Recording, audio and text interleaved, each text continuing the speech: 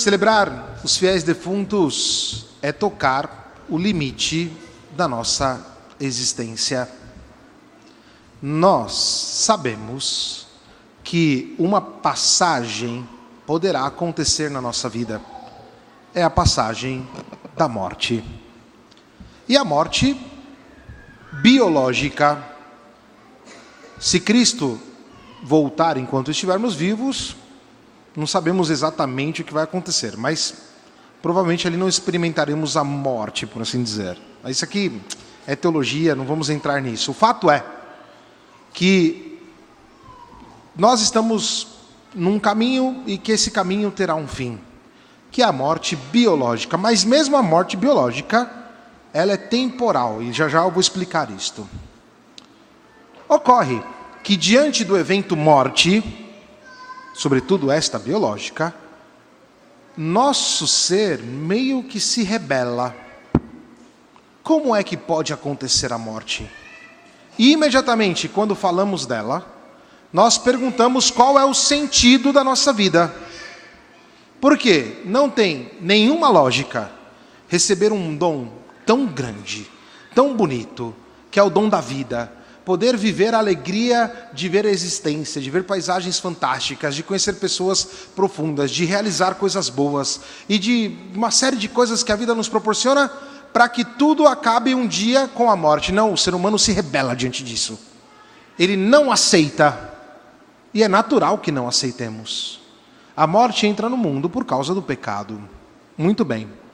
O fato é que, ainda que exista esta rebelião do homem, o homem intui, e aqui eu estou falando de todos os homens do mundo, todo ser humano intui que a morte ela não tem a última palavra. Não tem lógica. Como é que a morte vai ter a última palavra? Não tem lógica. E aí nós vamos passeando pelas culturas antigas, perceber que os homens entendiam, entendem ainda hoje, que a vida de alguma maneira continua. Se nós formos para o Egito Antigo, por exemplo, os sarcófagos. Dentro dos sarcófagos se colocava uma série de coisas para a pessoa morta, para que ela conseguisse viver na vida futura dela. Se nós formos aqui no Império Inca, no Império Azteca, nos índios norte-americanos, nos índios sul-americanos, nós vamos encontrar que em todas as culturas, a ideia de morte, ela não se enquadra. Ela não entra. Isso é interessante de pensar, porque isso é uma intuição. Isso está dentro do homem. Nós cristãos demos um passo na certeza. Já não temos mais uma intuição. Nós temos a certeza. A morte, ela não tem a última palavra. Por quê? Porque Cristo ressuscitou dos mortos. Foi aquilo que ouvimos no Evangelho. O Senhor ressuscitou. Então, a ideia de morte, ela não é aplicável ao homem. Se existe uma palavra que nós não podemos aplicar ao ser humano, esta palavra é a palavra morte. Porque nós somos chamados, desde o começo, desde a nossa existência, para a vida. E nós sabemos que esta vida, ela tem uma sua continuação. E aí nós vamos entender agora o sentido da nossa existência. Porque se eu entendo que a minha vida, ela continua, então o que eu vou querer para a minha vida é que ela demonstre, que ela dê os traços desta vida que não se acaba. E quais são os traços da vida que não se acaba? O amor, a bondade, a vida com Deus, viver com o Senhor. E isso aqui é interessante porque, veja só, quando alguém morre, nós em geral não lembramos as coisas más que a pessoa fez. Ou se lembrarmos ainda damos uma desculpa. Ah, aconteceu isso, mas ele não era assim não. Ele tinha uma... Né? Ou seja, o que fica no nosso coração são sempre as boas memórias. São sempre as boas lembranças. E no dia da nossa morte, se lembrarão disso. E por quê? Porque o nosso coração, ele é feito para o eterno. Ele não é feito para as coisas pequenas, para as coisas do mal. O nosso coração é feito para as coisas grandes. E por isso, quando contemplamos a vida de alguém, nós sempre lembramos as coisas positivas. Um gesto, o olhar penetrante, as palavras bonitas, as bondades que fizeram. E isto aqui se esconde aquilo que tanto falamos sobre abertura à vida. Abertura à vida não significa somente do ponto de vista da fecundidade, que é também importante, mas a abertura à vida para o cristão é muito mais amplo. O nosso modo de ser comunica para os nossos irmãos a vida de Cristo, e é por isso que a morte ela não tem espaço aqui. Ela só vai ter espaço se nós escolhemos. A nossa morte já aconteceu, e quando aconteceu? No dia do nosso batismo. A única morte possível é a morte fruto do pecado. O fruto do pecado é a morte, vai nos dizer São Paulo. Se nós vivemos no pecado, então nós estamos escolhendo ações que dão morte, e o fruto dela vai ser a morte. Mas o Senhor não quer que nós andemos naquela direção. Esta não é a nossa vocação. A vocação do homem é a vocação para a vida. E é por isso que nós celebramos hoje e comemoramos os fiéis defuntos. Porque de alguma forma, dentro de nós temos, além da intuição, como cristãos, a certeza de que a vida continua. Só que a vida não vai continuar depois que nós morrermos. Veja, a nossa vida ela já está aqui. Cristo é a vida da nossa vida. E por isso o cristão vive aqui hoje como eterno. Isso é um mistério muito forte, muito bonito. E quanto mais abertos à vida nós somos, tanto mais os nossos gestos comunicarão a vida, tanto mais as nossas palavras vão ser palavras de beleza, de profundidade, tanto mais o nosso modo de fazer o bem resplandecerá diante dos homens. E aí no final da nossa vida nós seremos lembrados por quanto fomos capazes de amar, por quantos gestos positivos, profundos, fomos capazes de fazer. E é interessante que isto caminha conosco dentro do coração. Não entro no mérito da questão, da justiça, da injustiça, não vou entrar nisso aqui. Nós vimos lá o que aconteceu no Rio de Janeiro essa semana.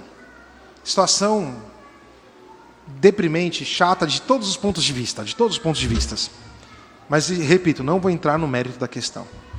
Eu estava ouvindo uma mãe de um daqueles que foram mortos. Com consciência, ela sabia que o filho tinha escolhido um caminho não legal, um caminho do mal. E ela dizendo, mas eu ensinei tudo para ele. Eu dei tudo para ele para que ele escolhesse o caminho do bem. Olha a esperança da mãe. Eu sei que se de repente ele tivesse continuado, ele iria sair dessa aqui. Ou seja, o nosso coração, ele não suporta o mal. Por isso ele não suporta a morte. O nosso coração não consegue conceber isso. O nosso coração só concebe a vida. Por isso que eu disse que você pode morrer se você escolher morrer. E quando é que você escolhe morrer? Quando você escolhe o pecado. Quando eu escolho o pecado. E quando fazemos isso, nós entramos numa dinâmica que é completamente destrutiva. E celebrar os nossos irmãos que já se foram hoje significa, por um lado, pensar as coisas boas que eles nos deixaram e que frutifica dentro do nosso coração esses traços de eternidade que os nossos bons gestos, as nossas boas palavras, a nossa relação com Deus comunica, e ao mesmo tempo pensar a nossa vida. Será que nós estamos vivendo bem? Será que nós estamos vivendo na bondade? Ou será que nós estamos escolhendo o pecado? Meu irmão, minha irmã, nós somos batizados. A morte para o pecado aconteceu no dia do nosso batismo. Aconteceu no dia em que fomos até a fonte batismal. Eu te batizo em nome do Pai, do Filho e do Espírito Santo. Nos tornamos filhos de Deus. Para nós cristãos, a vida na vida significa procurar somente aquilo que é de Cristo. E não aquilo que o mundo propõe. Não aquilo que a escuridão nos propõe. Eu gosto de uma frase de um amigo aqui, está aqui na igreja, que ele fala, inclusive, não aquilo que o bicho ruim propõe para nós. A gente não está nessa direção. Nós estamos numa direção diferente. A nossa é uma direção de vida, é uma direção para cima, de alegria.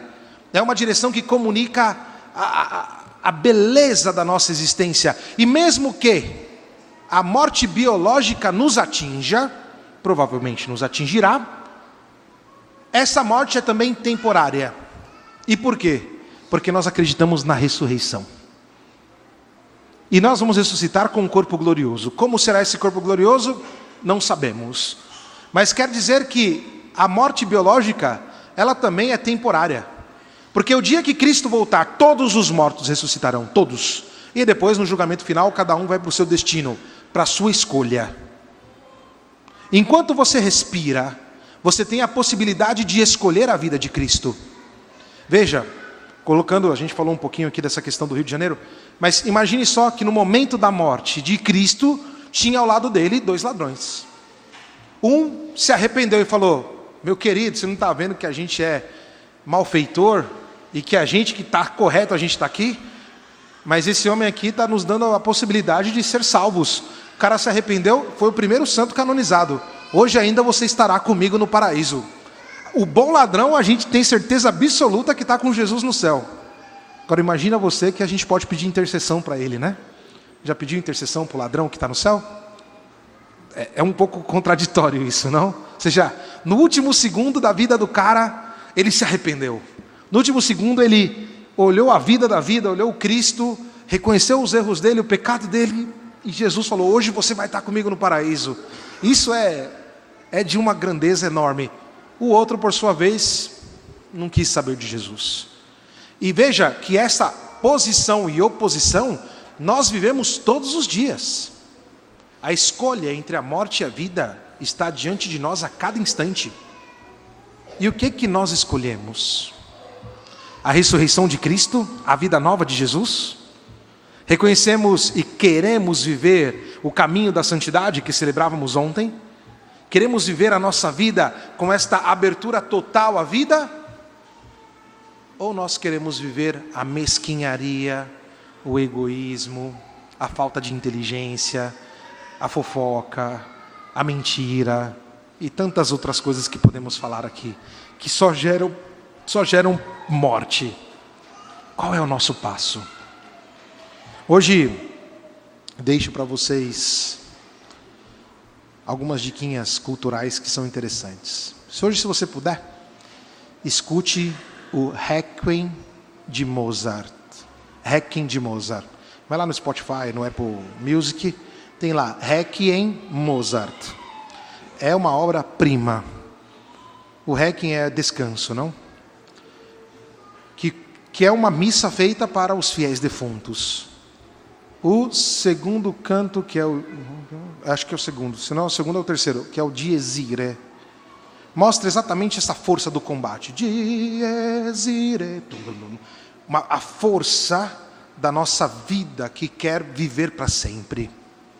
O dia da ira, seria o dia do encontro com o Senhor, vai mostrando esse combate profundo e a beleza da orquestra que canta com todas as vozes e aquela voz final que quer dizer até o último suspiro: quero viver. Então quem puder hoje, escute o Requiem de Mozart. Ou quem quiser, também pode escutar Gustav Mahler, a obra Ressurreição. Nesta obra tem uma coisa lindíssima. Vai dizer: ressurgirás. Tudo o que foi feito para ti não morrerá jamais. Ressuscitarás.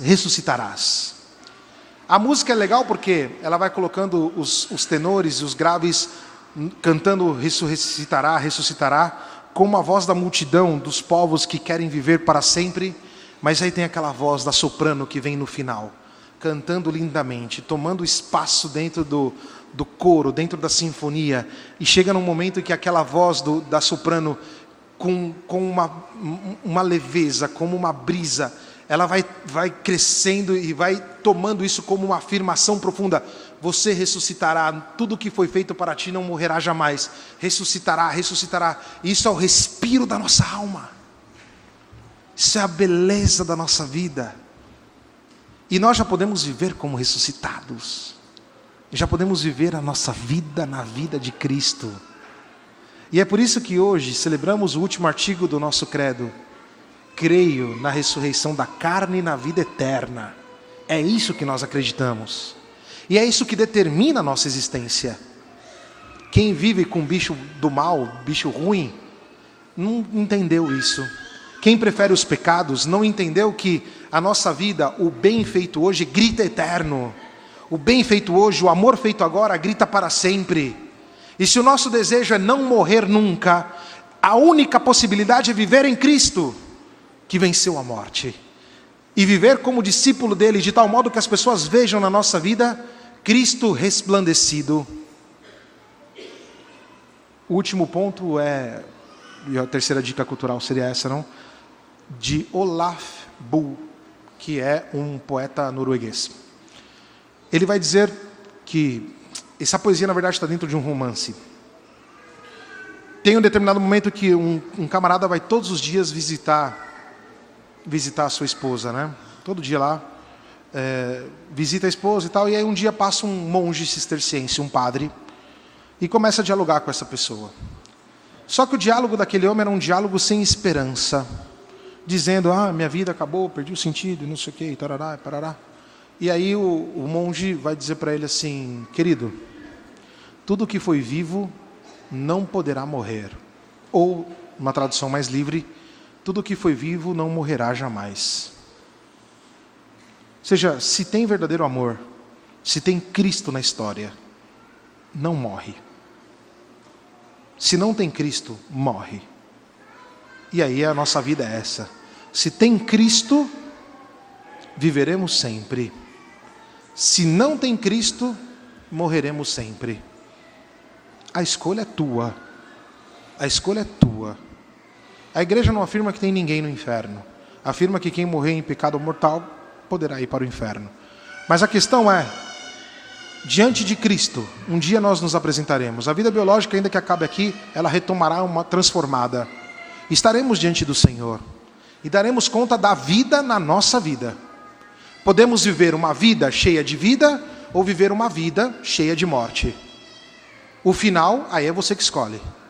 A vida vivida em vida vai viver para sempre. A vida vivida em morte, ela acaba no dia do caixão e morreu. A escolha é tua. Mas termino agora aqui com a ultimíssima esperança, por assim dizer. Alguns já nos precedem, não? Está lá o bom ladrão no céu. Ô gente, isso é grave, hein? Medita aí. Se um dia a gente vai chegar no céu e vai conhecer o bom ladrão, olha só. Né? Está o bom ladrão lá no céu. Mas Jesus, Nossa Senhora também está lá, não? Eu canto em todos os velórios essa música, porque ela é muito bonitinha. A gente vai cantar no final, mas vamos cantar juntos ela agora, porque mostra a esperança que nós temos. Maria está lá no céu. Ela já está com os braços abertos esperando cada um de nós, né?